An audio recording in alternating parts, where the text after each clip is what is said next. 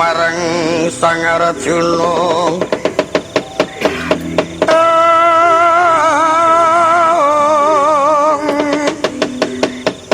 esmunya kamanungsan liring eka dikamantyan lono kungas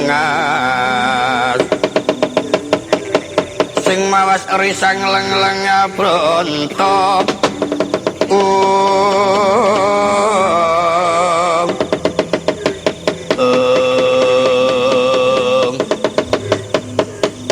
kepiye di anggonmu sowan durung tekan titi mangsane yen to bakal nyuwun swarga kang mulya.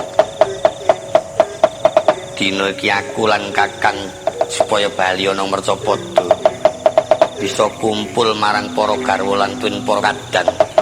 Saranane kudu anglakoni tapa ngrame mengkono.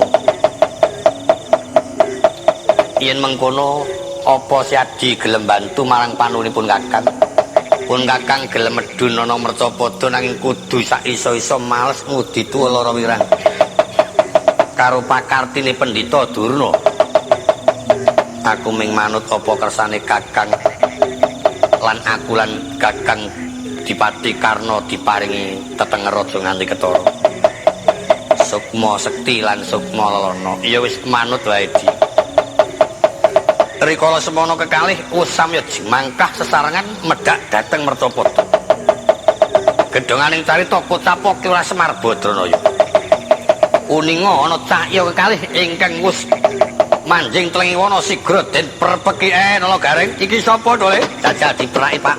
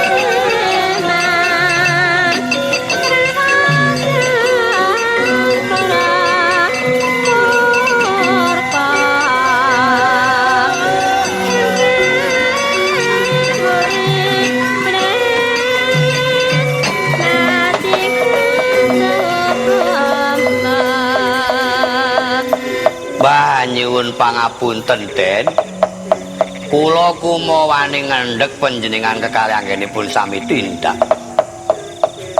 Piyayi kok bagus-bagus ya, Tru? Heeh. Tak kira nek anakku. Kowe kok ndek anak kok ngono nek tok dol. Lek ketok sigit-sigit ngono. Heeh. Nek aku kelingan bulan anakku wedok kok.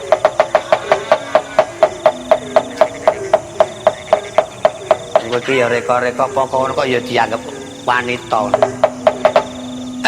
Sampai yang niku jenenge sinten saking pundi pinangkanipun? Kumendang kleyang kabur kanginan aku peparape Bambang Sukma Sekti. Aku Sukma Lelana. Kakang Semar Nala Garing Petruk Bagong do seka ngendi?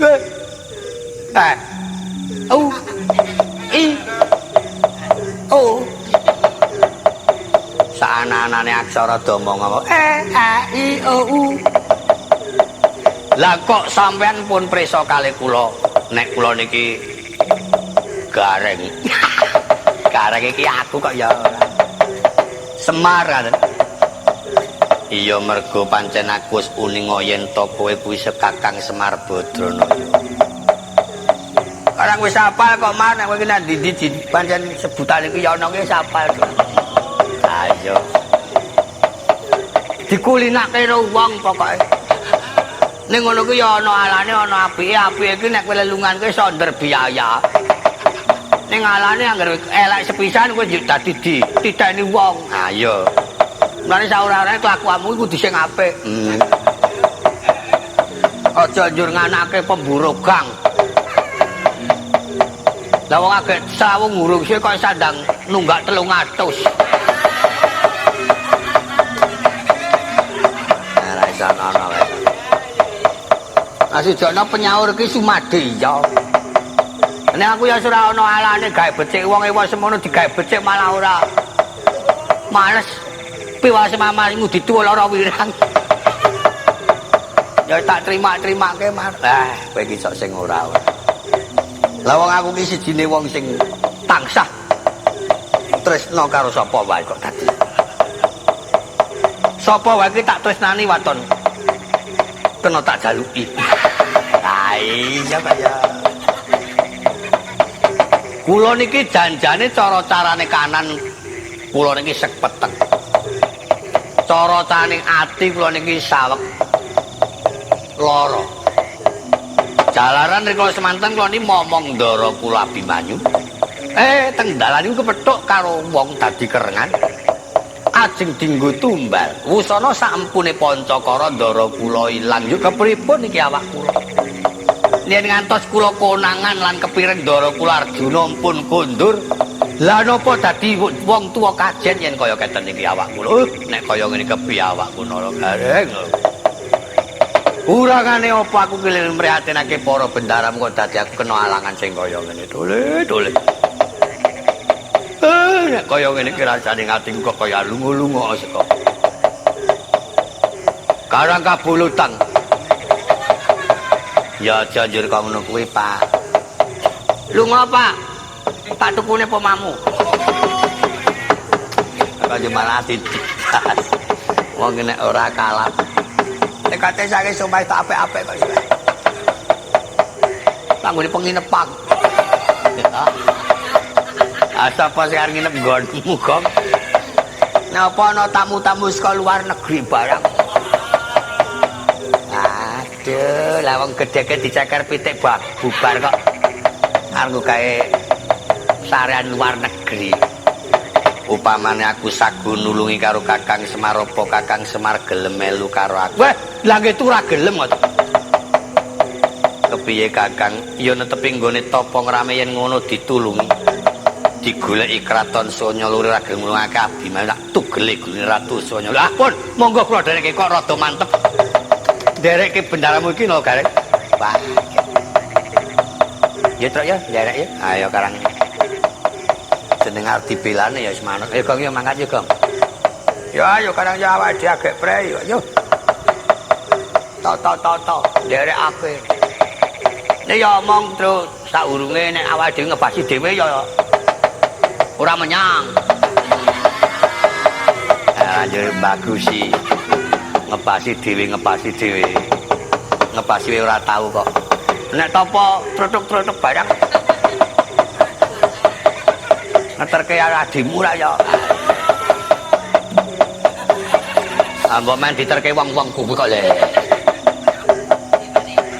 Sing digambarke sing ora-ora.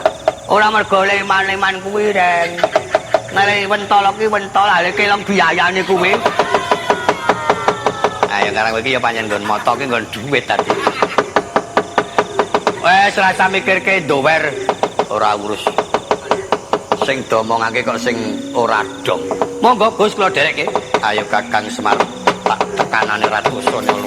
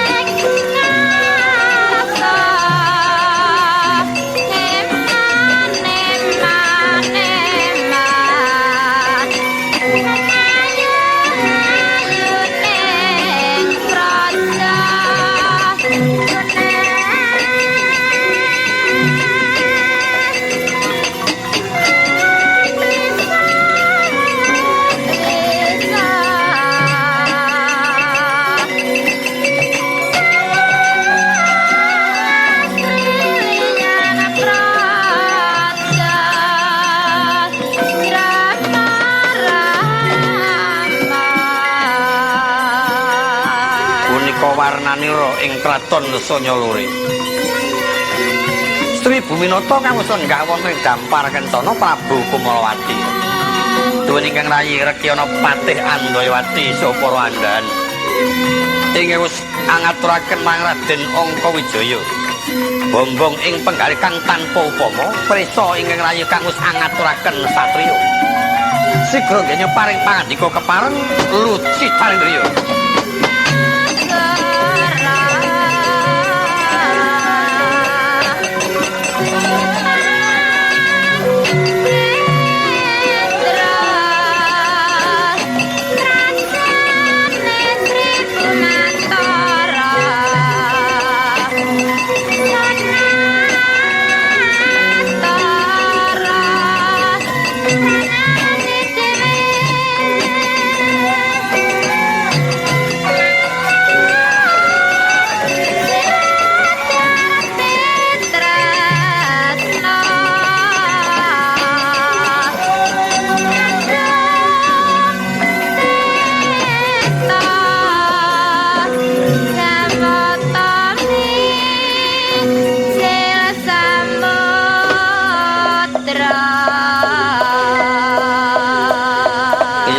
Yaning talaga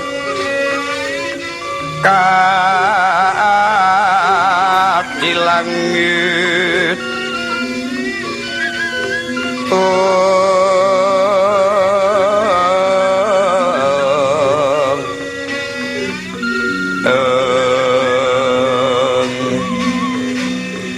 mambang tepas ulan pamaneka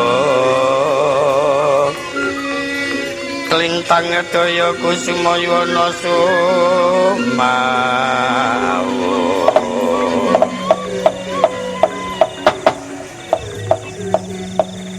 padha kanthi raharja yayi nuwun pangestu dalem Koko Prabu Winantu Karajan Sawanegara kepareng ngaturaken pambekti kunjuk won sandhap padha tak tampa Koko Prabu ngaturaken pambagya panakrama kados boten kirang tunggal menapa yayi. Apa iki kang jeneng Abimanyu ingkang diarani satriya kapanjalman wahyu. Inggih menika Koko Prabu Angkawijaya kula nuwun wonten paring adhawuh. Jeneng sira kudu lenggah ana ing kraton Sanyalore kang minangka kanggo sarana tentreming negara. Kula nuwun boten sanes kula kantun nderek badhe bangga kados pundi sampun boten badhe saged sewala sinuwun. Malah mbok menawa Jawata marengake bakal tak wisuda minangka dadi putraning ingsun. Ingsun jumenengake dadi pangeran pati. Matur sewu sembah nuwun sang.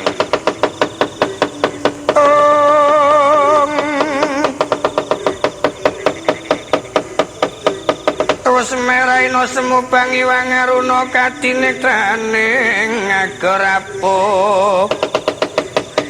agarapo sabdaning kukila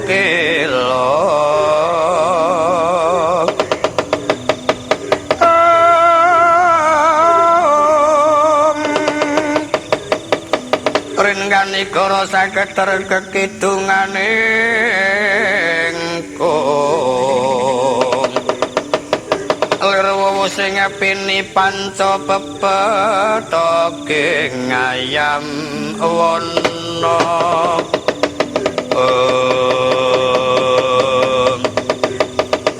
nenggih kocapo kanggo jimangka manjing tinggil Binadurata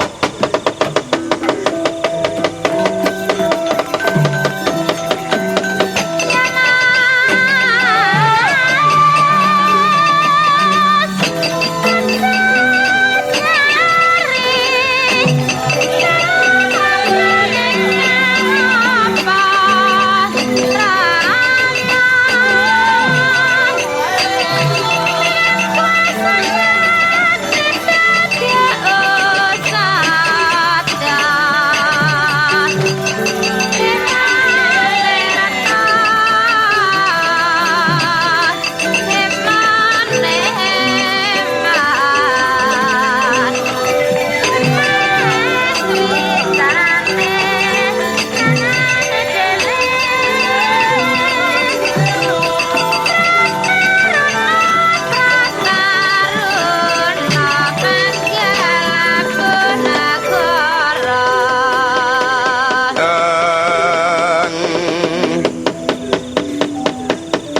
perangguling satru bawatnya bentar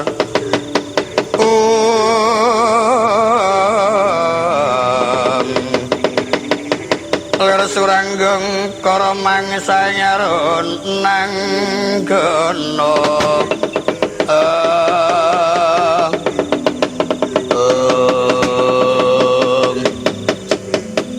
Ratu wanita jenengmu sapa? Takon karo aku Prabu Kumawati kowe sapa? Bambang Sukma Sekti Sukma Lana. Sukma Petro. Sukma Adilinuwe. Adilinuwe. Ae sing gawa bendaraku Abimanyu kae sing isor kae. Jenengmu sapa kowe? Aku Pati Andayawati aku. Sembrono arep ora omong-omong. Sengkeyat. Gawa kok milih ora. Dadian iki mbaya. Ora usah milih-milih ngono. Dadi ora mari keloro-loro. Abimanyu tak jaluk. Apa sababe aku srayane para Panakawan mingkari lila apa ora? Ora lila bedak negaramu. Metu njaba tak tandhi tak tunggu.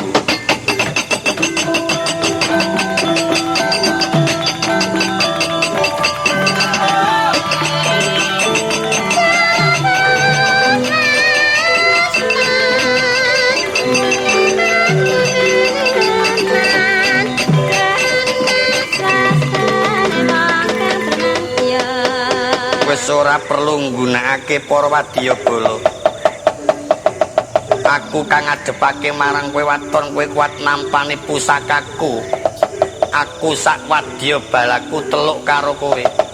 Aja nganti kesuwen marata tibakno. Rikala semono ngasta jemparing Kanjeng Kyai Garuda Sengkali. Katamaken marang Bambang Sukma Sekti. Pusana pusaka datan tumomo. Malah ilang sangka ing Pandulu. Saknalika Prabu Kumawati sak wadyabalane samya nglumpruk mendhak sungkem marang Sang Bagus.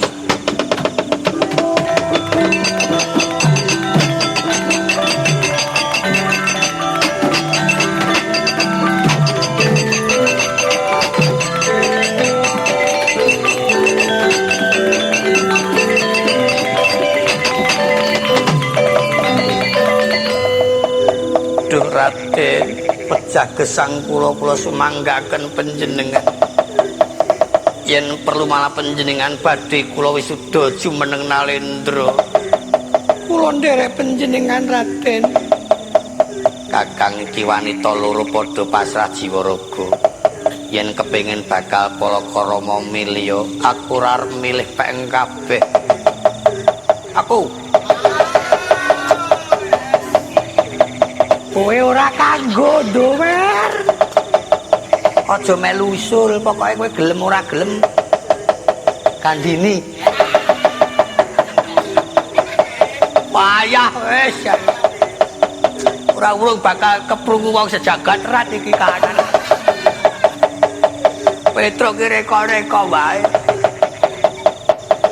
Yen pancen wis teluk karo aku dina ki aku njaluk gawemu. Inggih, kowe tak kongkon nangestina aku jalukna Pendhita Durna. Ora bisa mboyong Durna aku moh nampa kowe sak kancamu. Inggih sendika yang ngaten kula sumanggaken. Koko Prabu dos pundi Yayi? Kula sak kadang sampun rumas telu. Prayogi panjenengan kula aturian nderekaken tindakipun Kang Mas Sukma Sekti lan Sukma Sendika Yayi.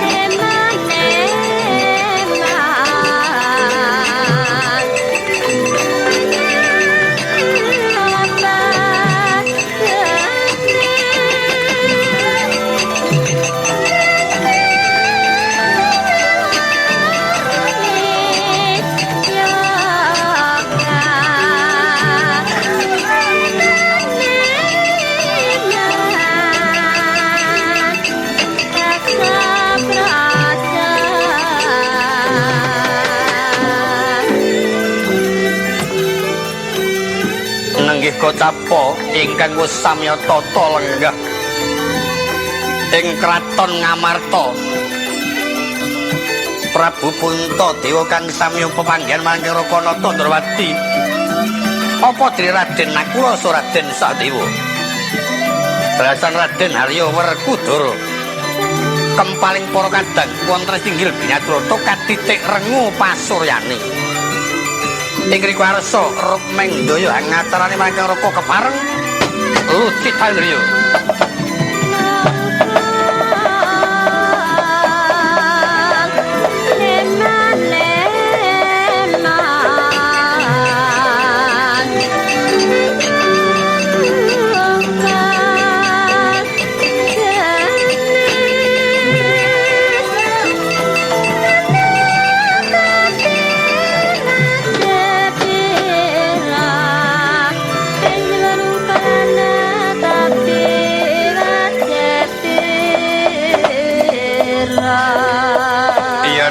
Ning talaga katilangit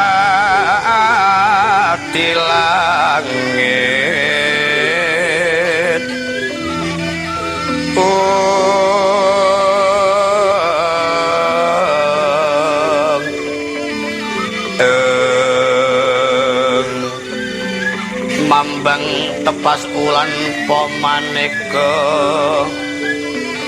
kelintang daya kusuma yuwana sumawon.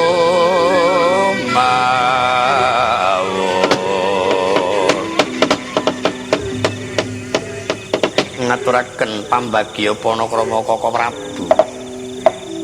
Nampi pamujinipun Yayi saha pangestunipun para pinisepuh winantu karharjaning pratanipun Raka Yayi kula nuning. Lajeng kakangku sembahku tampanono. Iya Dimas Werkudara Ratrima. Kula ngaturaken pangabekti Kaka Prabu. Jan kula ngaturaken pangabekti Kaka Prabu. Iya Dimas kembar tak tampa. Sak sampunipun prayogi rikala semanten ingkang rayi utusan gandhik sakembaran. Supados Kaka Prabu angrawi wonten ing kraton Ngamarta kawontenaning Madukara ketingal anguta watosi Kaka Prabu. Ingkang sepisan para garwa ngkendrang tanpa taliwara ingkang angka kalih. Dimas Arjuna sampun waloka sumedya nggugataken negari Ngastina. Saengga sepriki dereng wonten pawarta menapa dipun paringaken menapa boten panuwunipun kang raipun Dana Wikara. Niwang Sukmana kalih Yayi. Yen katitik dumateng dawing Jawata nganangkung wonten salebeting kaca paesan. Istanipun boten wonten menapa-menapa. Karana pancen dereng dumugi titiwanci bab panuwunipun Yayi Arjuna. Namung kemawon kawontenan menika krana saking klentu tembung seklimah ngantos animbulaken dados raos prihatosipun kadang kula Yayi Madukara. Mboten ketan namung sakedheping peningal Yayi Arjuna badhe nampi pepeteng anggenipun sumedya nyuwun kamukten negari Astina karana dereng dumugi titiwanci. Nanging salebetipun kadang kula Dimas Arjuna menika manggi pepeteng. Satemah badhe pinaringan dedamar ingkang minangka dados pepadhang gesangipun Dimas Janaka tuwin para keluarga Madukara. Yen mekaten kula sumanggaken wonten ngarsa paduka Kaka Prabu ingkang rayi ngertosipun Dimas Arjuna sak kadang kula garwa Madukara ampun ngantos kataman dening bebaya. Monggo Yayi nenuwun dumateng Jawata kula nuwun.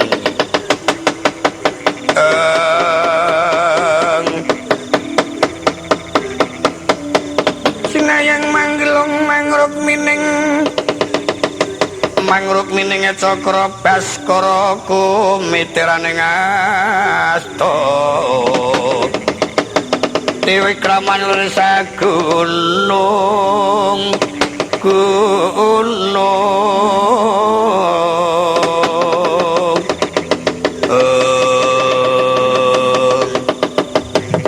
dereng ngantos pantara taun nenggih pelajari Prabu Baladewa manjing kraton Ngamarta.